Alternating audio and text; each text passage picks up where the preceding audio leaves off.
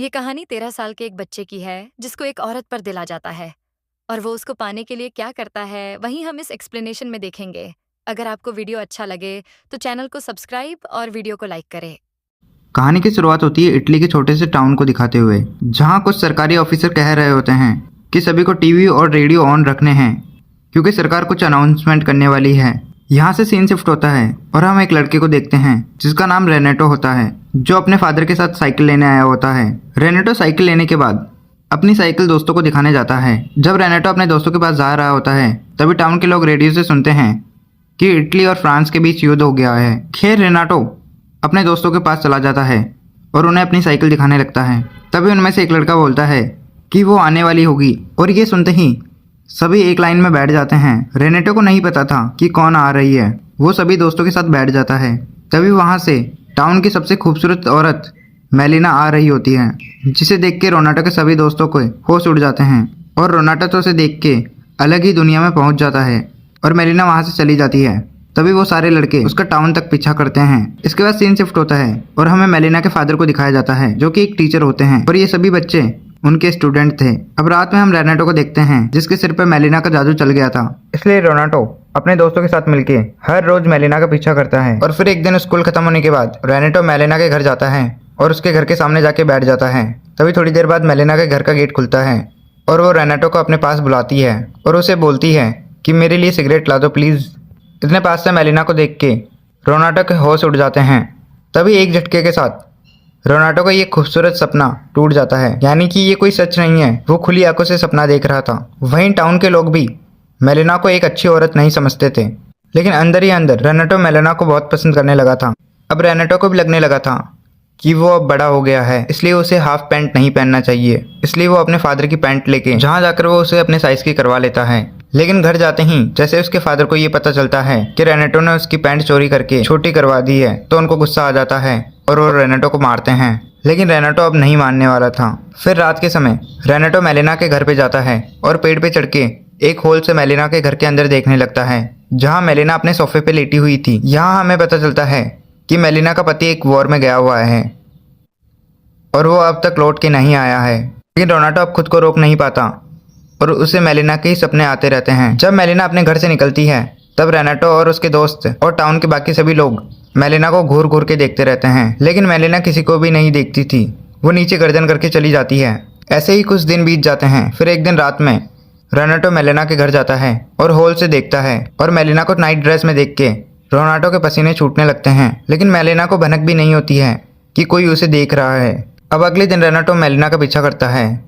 वो ये जानना चाहता था कि हर रोज़ मेलिना जाती कहाँ है, जहाँ रेनेटो को पता चलता है कि मेलिना अपने फादर से मिलने आती है। फिर एक दिन मेलिना को पता चलता है कि उसका पति वॉर में ख़त्म हो चुका है और ये खबर सुन के वो बिल्कुल टूट जाती है, लेकिन खुद को संभालते हुए वो अपने फादर के घर शिफ्ट हो जाती है। इसके बाद रेनेटो दीवार कूद के मेलिना के घर में घुस जाता है और वो देखता है कि मेलिना रो रही है। इसलिए रोनाटो उसके पास जाता है और उसके आंसू पूछ के उसे किस करता है और उसे वादा करता है कि वो बड़े होने के बाद उसे प्रोटेक्ट करेगा। अभी एकदम से रोनाटो का ये सपना भी टूट जाता है और रोनाटो अभी भी घर के बाहर ही खड़ा था।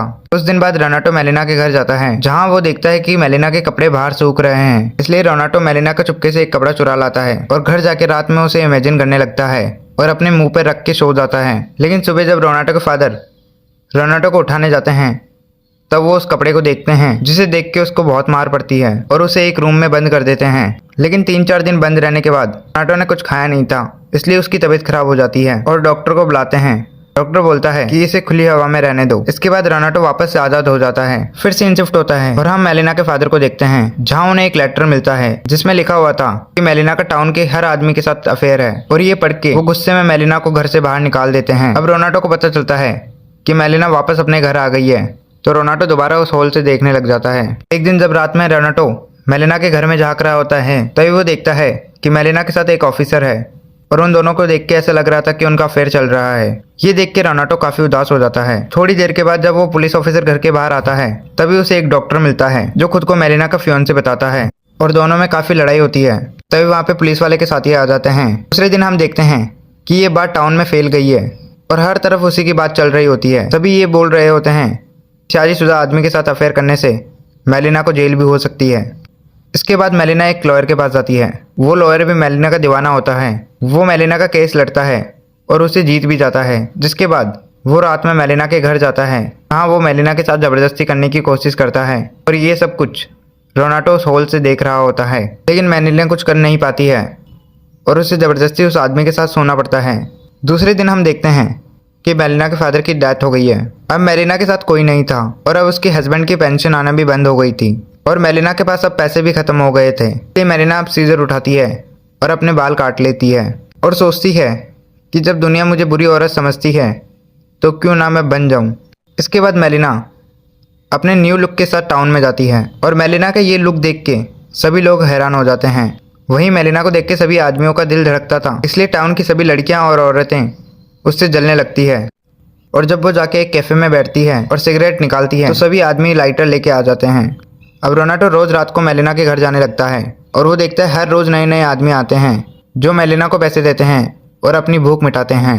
लेकिन उन आदमियों की वाइफ मेलिना से काफ़ी नफरत करने लगी थी, इसलिए वो सभी औरतें मिलके मेलिना को घसीटते हुए टाउन के बाहर लाती है और उसके कपड़े फाड़ के उसे टाउन से बाहर निकाल देती है। रेनेटो और टाउन के बाकी लोग मेलिना की कोई भी मदद नहीं करता है और उसे टाउन से बाहर निकाल दिया जाता है। इसके बाद मेलिना टाउन छोड़ के चली जाती है। फिर हमें टाउन का सीन दिखाया जाता है। यहाँ जंग खत्म होने के बाद एक आदमी आता है और ये आदमी कोई और नहीं बल्कि मेलिना का पति होता है।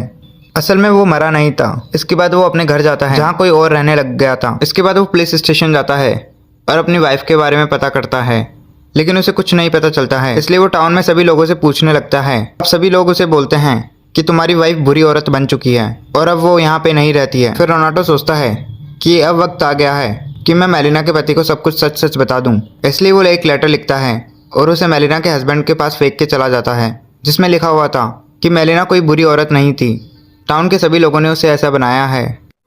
रोनाटो लिखता है कि टाउन के सभी लोगों ने उसके बारे में झूठी अफवाहें फैलाई थी, जिसे सुन के वो काफ़ी परेशान रहा करती थी।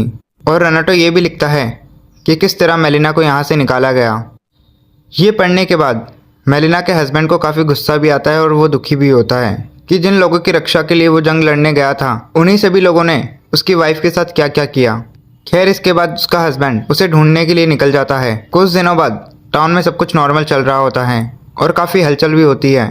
तभी सभी लोगों की नज़र एक कपल पर आके टिकती है और ये कोई और नहीं बल्कि मेलिना और उसका हस्बैंड होता है।